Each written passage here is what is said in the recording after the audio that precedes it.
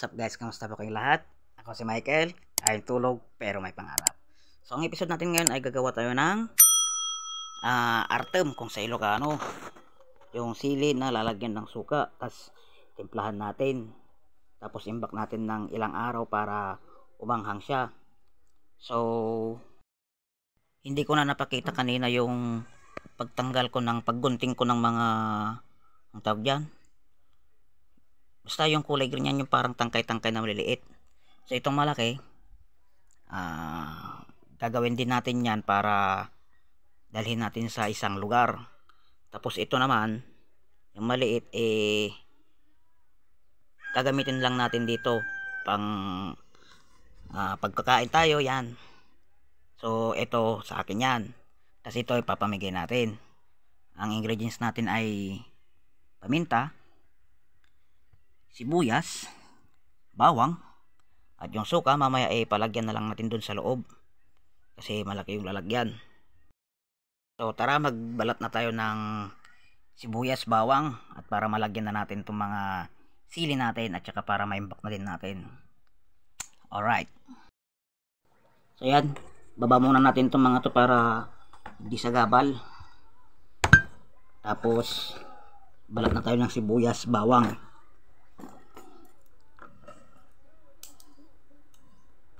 Para malagay na natin. Siyempre ito bibiyakin din natin para magkaroon agad siya ng lasa.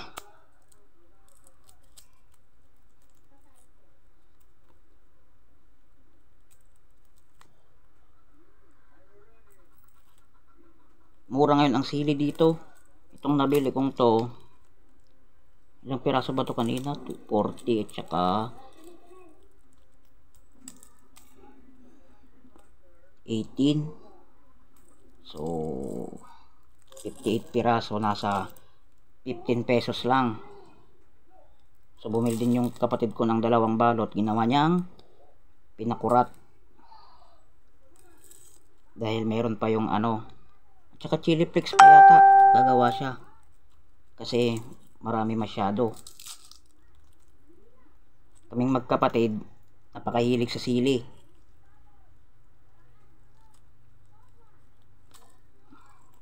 Yan, balatan lang muna natin bago natin hiwain at saka ilagay sa bote.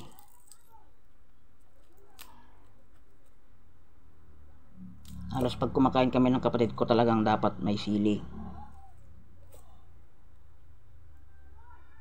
So ngayon na mura ang sili, mag-imbak na tayo.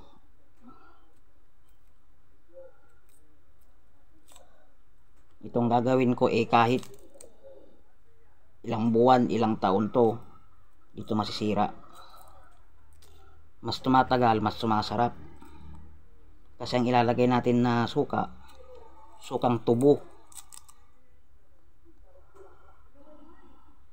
Yung sugar cane ba tawag doon sa English? So yun yung ilalagay natin.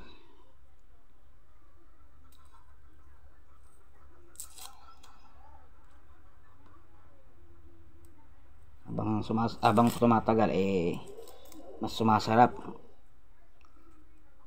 Ang hapdi naman sa mata nitong sibuyas na to. So walang cut-cut na yan para mahaba-haba din yung vlog natin. Hindi na tayo nakakapag-vlog ng ilang araw, mag-iisang buwan na yata.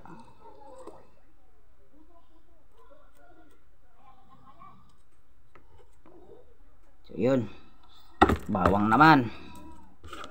Yan, wala nang cut-cut para mahaba yung natin, video natin. So siguro tong bawang na to, 4 doon sa malaki, tapos 2 lang sa maliit.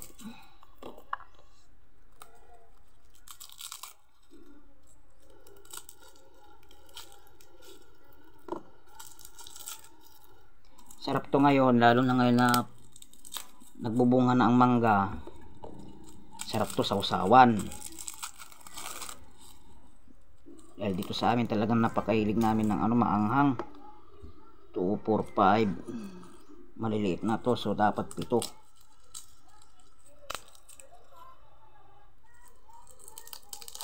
Ayan. Huwag nating ilahat. tira tayo.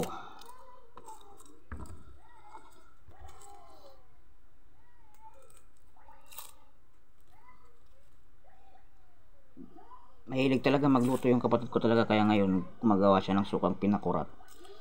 Mahilig siyang magluto lalo na pag walang pasok.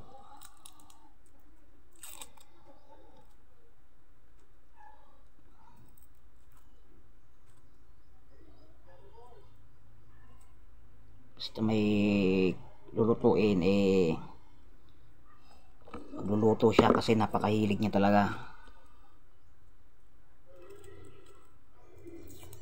Mahirap din tanggihan kasi masarap talaga yung mga luto niya, kahit simple lang.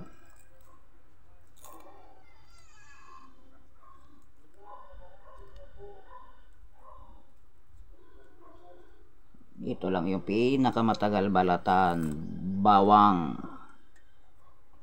Pero okay lang para umaba yung ating video.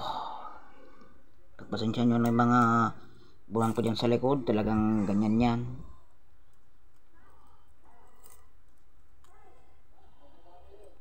Hindi na ako nakakapag vlog kasi di ko kaya yung yung may ginagawa habang nagbablog. So naglinis ako dun sa likod dahil linipat ko yung aquarium ko. Papakita ko next time at saka kung ano ang nangyari, bakit ko linipat. So, sa ibang vlog naman yun. Kaya tapos nating gumagawa kasi pagod na, gusto ko na lang humilata, matulog.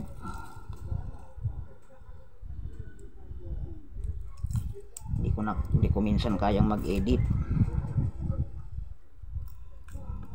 Pagod ang kamay, mahapdi ang mata. Ngayon naman nating sagarin kasi lahat ng sobra ay masama. So kung kaya lang natin mag-vlog. Parang itong ang YouTube ko ginagawa ko na lang pinag-sisiban ng ng mga memories ba. Dahil sa YouTube hindi naman siguro yan mawawala. Pagdating ng panahon, di may memories tayong may iwan. Yan ang kagandahan ng social media.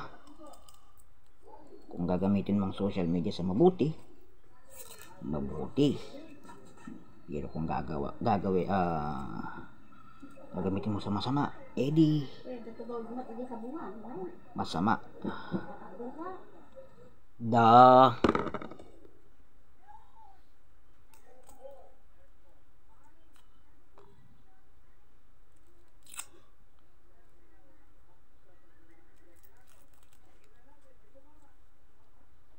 Ligpitin na lang natin mamaya mga kalat na yan.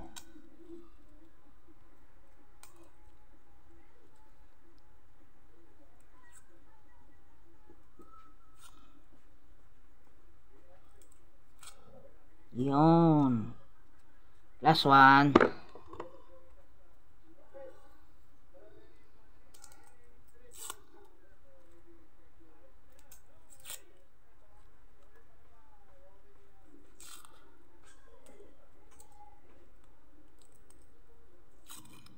Yun.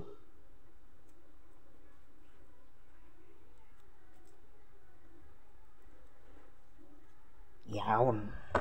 Tapos hiwain na natin itong ayan. Hiwain na natin ngayon. So siguro gawin lang natin apat na hiwa.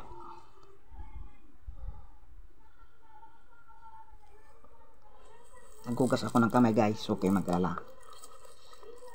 Bago ako nagbalat, naghugas na ako.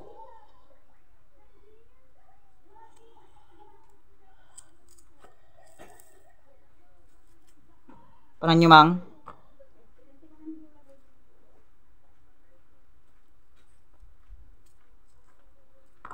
Yun. Ito.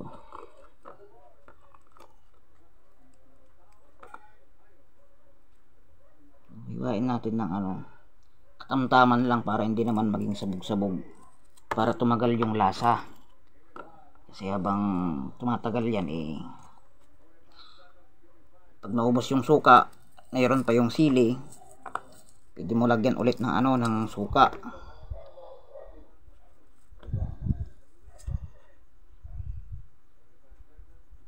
Di ba matagal na gagamitin yan, basta may sili pa.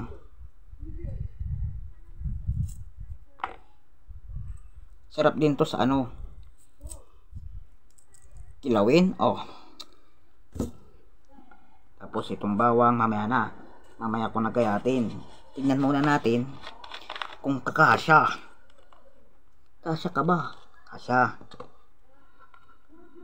So, magtitira lang tayo ng sibuyas pa dun sa maliit. Itong bote na to guys, malinis to Nako, malaki. Lang to, uubos lang ng coke. Malaki yung iba, hindi kasya. Palitin pa natin. Yun.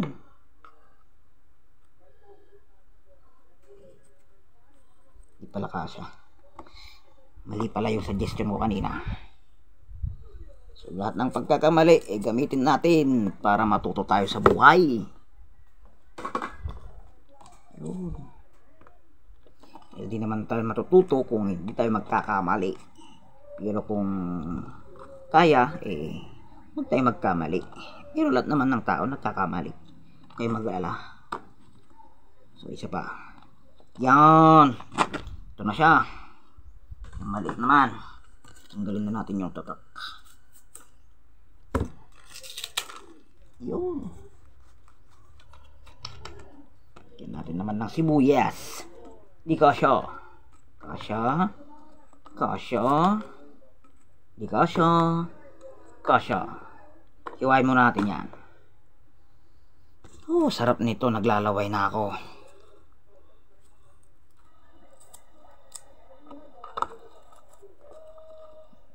Sarap. Di ba?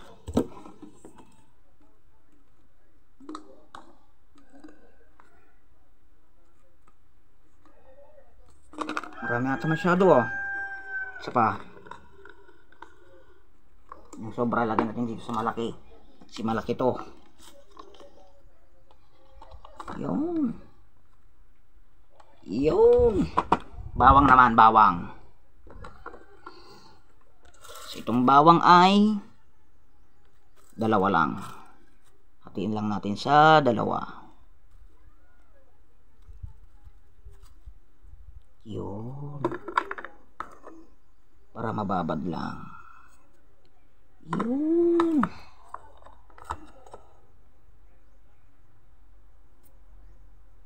No, dalawa pala to. Hatiin natin para mabiyak. At masipsip niya yung suka. Pag nababad tong bawang na to, sarap din nitong guyain.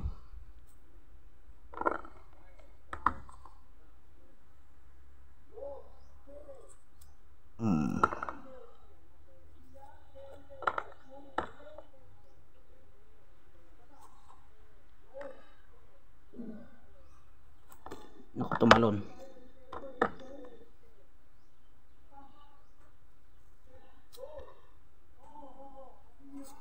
Malalaki pala masyado. Gawin natin 4.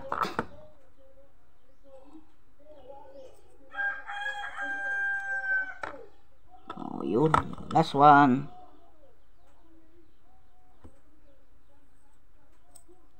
Yun. Lagyan mo natin yung maliit.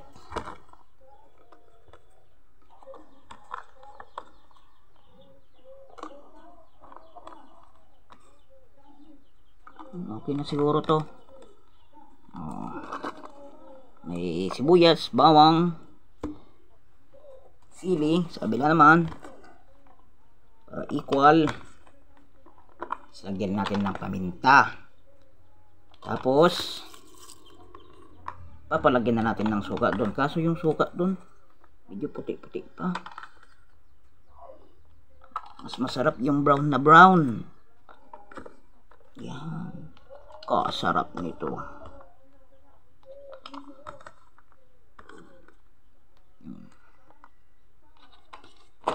Alright. Ligpitin lang muna natin to para hindi makalat ito sa kwarto. Para hindi magliparan. Mamaya tatapon ko na lang dun sa basurahan. Sarili akong basurahan, guys.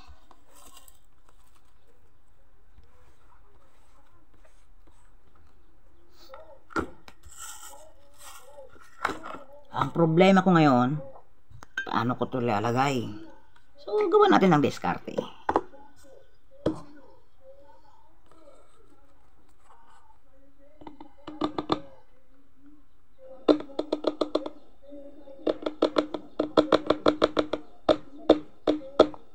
Parang mali ah.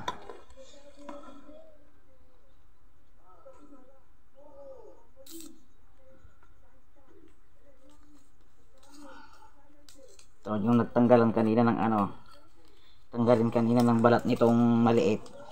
Gawin nating imbudo. Yon! Tapos, lagyan natin para walang tapon. Ang galing mo, Miko.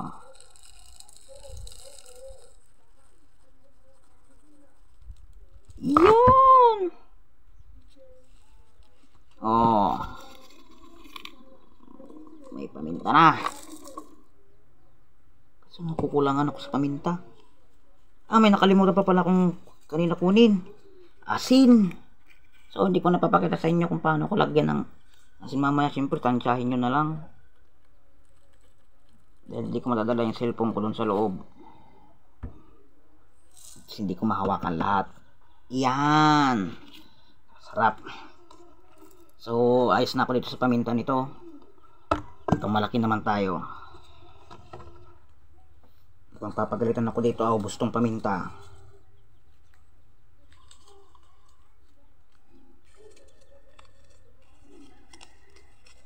Yun. Saka natin lagyan ng paminta.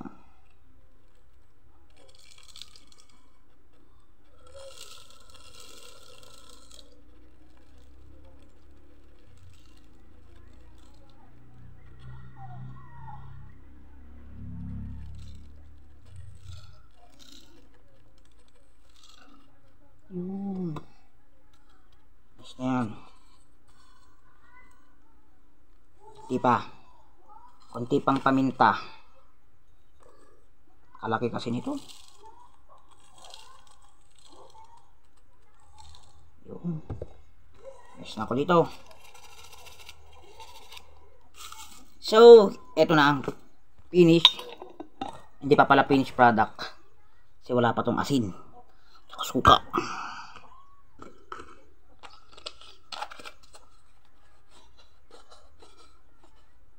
Yan. Diba? Itong isa.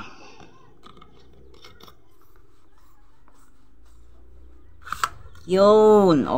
Tanggalin natin tong balot nito. Dahil hindi pa tayo nagpro-promote. Baka naman.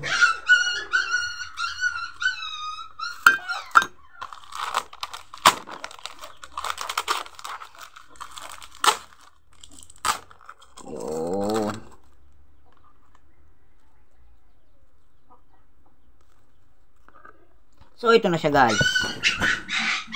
May paminta na, sibuyas, bawang, sili. So, asin na lang at suka. Tapos itatago natin. Dahil pag nakita nila to, sure ball, ubos to. So, hanggang dito na lang muna tong video na to. Ay, hindi pa pala. Bibidyo ko ulit mamaya kung may suka na nakabalik na ko dito sa kwarto. So, ayos. So ayun guys, nalagyan na natin ng suka at asin dun sa loob. Punta ako dun at saka nagpatulong ako sa kapatid ko para malagyan to ng suka. So ito na siya. So mas masarap sana to kung brown na yung suka. Kaso hindi pa, pero pwede na to. Pwede nang pagsuka to agad. Ito na. I-back na lang natin to para umanghang at saka humalo yung lasa ng sibuyas, bawang, sili, paminta, asin. So goods na to. Itatago ko na lang para hindi pa magamit. Gamitin na lang to pag ready na.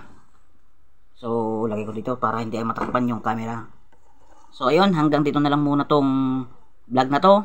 Maraming salamat ulit sa pagsama at panunood sa simpleng vlog lang. So ayun, muli pasensya na kung madalang ako mag-upload kasi limited, sabi ko nga limited lang yung kaya natin i-content at mahirap kung ako lang yung nagka-camera tapos may ginagawa.